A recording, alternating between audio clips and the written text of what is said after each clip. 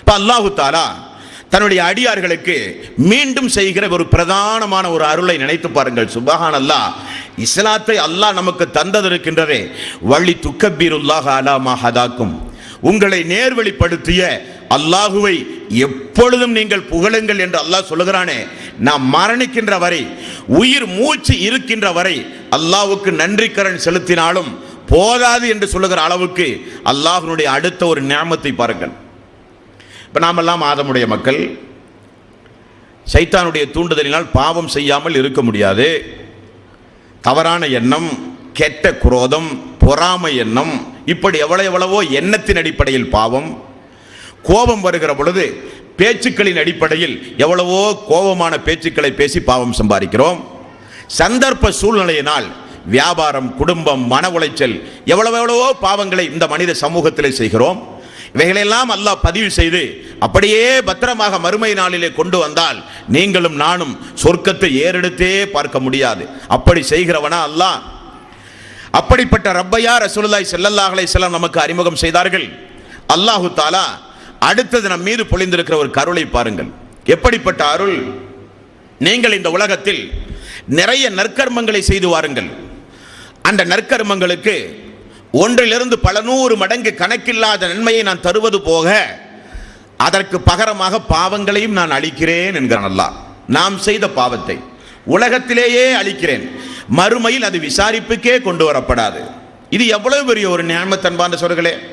உதாரணத்திற்கு நபிகள் நாயகம் ஸல்லல்லாஹு அலைஹி வஸல்லம் அவர்கள் கூறினார்கள், அல்லாஹ்வுடைய பாதையில் நீங்கள் தர்மம் செய்யுங்கள். அல்லாஹ்வுடைய பாதையில் காய்ந்த பேரித்தம்பளம் உங்களிடத்தில் இருந்தால் கூட அதையாகினும் அல்லாஹ்வுடைய பாதையிலே தர்மம் செய்யுங்கள். எதற்காக? அல்லாஹ்வுடைய கோபத்தை தணித்து விடும். அல்லாஹ் ஏதோ ஒரு வகையில் நம்முடைய ஒரு பேச்சு அல்லாஹ்வுடைய அரசையே நடுங்கக்கூடிய வகையில் இருக்கும். நம்முடைய ஒரு பேச்சு நம்முடைய அமல்கள் எல்லாம் அழிந்து நாசமாகக்கூடிய வகையில் இருக்கும். நம்முடைய ஒரு பேச்சு அதற்காக வேண்டியே அல்லாஹ் நரகத்தில் போடுகிற அளவுக்கு ஏதோ ஒரு வகையில் அல்லாஹ் நம் மீது கோபமுடையவனாக இருப்பான். அதே நேரத்தில் நாம் செய்கிற சதக்காக்கள், நாம் செய்கிற தர்மங்கள், அல்லாஹ்வுடைய பாதையில் நாம் செலவு செய்யும் பொழுது அல்லாஹ்வுடைய கோபம் உங்களின் மீது தணிகிறது. அது மட்டுமல்ல, நீங்கள் ஒரு நன்மையை செய்தால் என்ன செய்ய வேண்டும்? ரஹ்மான் அகிலத்தின் அதிபதியாகிய அல்லாஹ் என்ன செய்ய வேண்டும்? நன்மையை செய்தால் நன்மைக்குரிய கூலி எவ்வளவு வேண்டுமானாலும் கேள் தருகிறேன். அத்தோடு முடிந்தது, அவ்வளவுதானே. ஆனால் நீங்கள் செய்த பாவம் அத்தோடு கொஞ்சம் மன்னிக்கப்படுகிறது. அல்லாஹ்வுடைய ஒரு ஏற்பாடு. ரசூலுல்லாஹி ஸல்லல்லாஹு அலைஹி வஸல்லம் அற்புதமாக சொல்லி வருகிற சம்பவத்தை எல்லாம் பாருங்கள் அன்பான சகோதரர்களே. நீங்கள் தொழுகைக்காக வேண்டி ஒலு செய்கிறீர்கள். ஒலு செய்யும் பொழுது என்ன அங்கே நடக்கிறது? ஒலு செய்துவிட்டு தொழுதால் ஒரு தனியாக தொழுதால் ஒரு நன்மை, ஜமாத்தோடு தொழுதால் 27 மடங்கு நன்மை. அவ்வளவுதானே. தொழுகிறோம், நான் முஸ்லீம், உலகத்தில் எனக்கு அல்லாஹ் எவ்வளவோ அருள் கொடைகளை தந்திருக்கிறான், அதற்கு நன்றி கடன் செலுத்த தொழுகை, நோன்பு, ஜக்காத், ஹஜ் போன்ற வணக்க வழிபாடு செய்வது என்னுடைய கடமை. தொழுகிறேன், நோன்பு, அதற்குரிய கூலியை தர வேண்டும், அவ்வளவுதானே.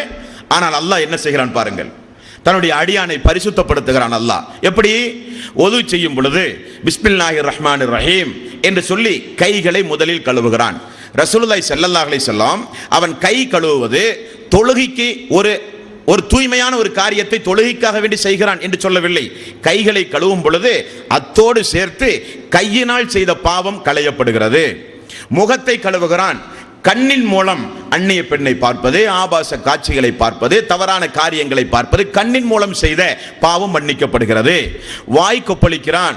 வாயின் மூலம் கெட்ட கெட்ட தீய பேச்சுக்கள், அல்லாஹ்வுடைய கோபத்தை தட்டி எழுப்பக்கூடிய பேச்சுக்களை பேசியிருந்தால் வாய் செய்த பாவங்கள், அந்த பாவங்கள் கழுவப்படுகிறது. ஒலுவின் மூலம் கைகள், கால்கள், முகம், வாய் பாவம் மன்னிக்கப்படுகிறது. மனிதன் இதை கொண்டுதானே பாவம் செய்கிறான்.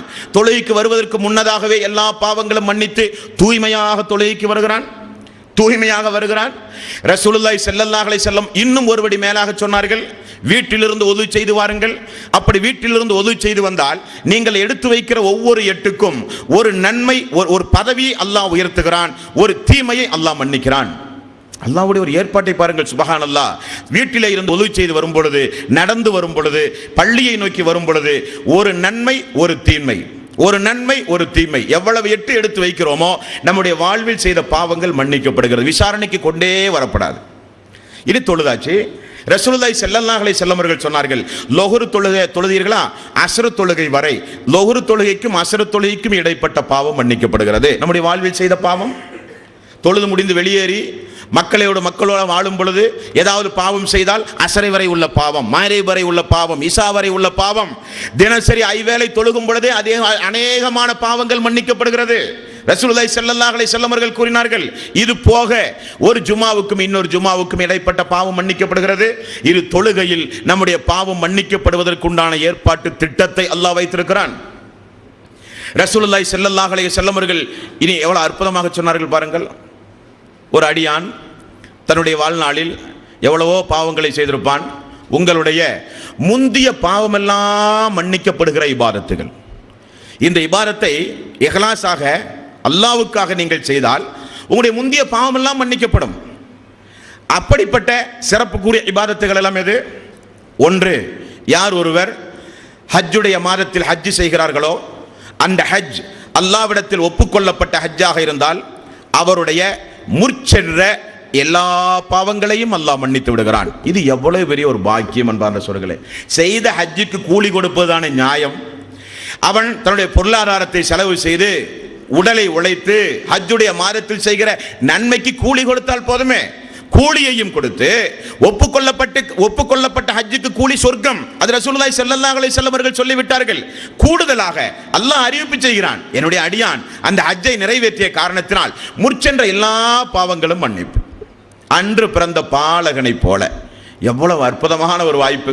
அடுத்து ரசூலுல்லாஹி ஸல்லல்லாஹு அலைஹி வஸல்லம் இந்த ரமலானுடைய மாதம், ஒவ்வொரு வருடமும் ரமலானுடைய மாதம் வரும்போது, ஹஜ்ஜுக்கு எல்லோராலும் செல்ல முடியாது, ரமலானுடைய மாதம் வரும்பொழுது மன்சாம ரமலான ஈமானன் வயஹ்திசாபன் உஃபிர லஹு மா தக்கத்தம மின் தன்பிஹி, யார் உள்ள தூய்மையோடு அல்லாஹ் நிச்சயம் என்னை மன்னிப்பான், என்னுடைய ரப்பு நிச்சயம் எனக்கு சொர்க்கத்தை தருவான், என்னுடைய ரப்பு நிச்சயம் நரகத்தில் இருந்து என்னை காப்பாற்றுவான் என்று உறுதி பூண்டு உறுதி எடுத்து யார் ரமலானுடைய மாதத்தில் இரவு நேரத்தில் நின்று வணங்குகிறார்களோ அவர்களுடைய முற்சென்ற எல்லா பாவமும் மன்னிக்கப்பட்டது. முற்சென்ற எல்லா பாவங்களும் மன்னிக்கப்பட்டது. ரமலானுடைய மாதம் முடிந்து இனி பாவம் செய்தால்தான். அப்ப நம்முடைய ஒவ்வொரு இபாதத்துகளும் உயிரோட்டமாக அமையும் பொழுது முற்சென்ற பாவங்கள் எல்லாம் மன்னிப்பு. இதற்கு இடையில் ஒவ்வொரு வருடத்தினுடைய பாவ மன்னிப்பு, இதற்கு இடையில் இன்னும் அல்லாஹ்வுடைய ஏற்பாடு, ஒவ்வொரு வருடத்துடைய பாவத்துடைய மன்னிப்பு. யார் ஒருவர் முஹர்ரம் மாதம் பிறை 9, 10 ஆசூரா நாளில் நோன்பு வைக்கிறார்களோ அவர்களுடைய முந்தைய ஒரு வருட பாவம் மன்னிப்பு. முந்தைய ஒரு வருட பாவ மன்னிப்பு அல்லாஹ்வுடைய ஏற்பாடு. ஒரு வருட பாவ மன்னிப்பு, முந்தைய காலங்களில் நீங்கள் செய்த பாவ மன்னிப்பு, உங்களுடைய ஆயுள் காலத்தில் நீங்கள் செய்து வருகிற பாவம் ஒழுவின் மூலம் மன்னிப்பு, ஒரு தொழுகைக்கும் இன்னொரு தொழுகைக்கும் இடைப்பட்ட பாவம் மன்னிப்பு, ஒரு ஜும்மாவுக்கும் இன்னொரு ஜும்மாவுக்கும் இடைப்பட்ட பாவம் மன்னிப்பு. இப்படி அல்லாஹு தஆலா தன்னுடைய அடியார்களை பரிசுத்தப்படுத்தி முடிந்தவரை நரகத்திலிருந்து காப்பாற்ற அல்லாஹ் முயற்சி செய்கிறான்.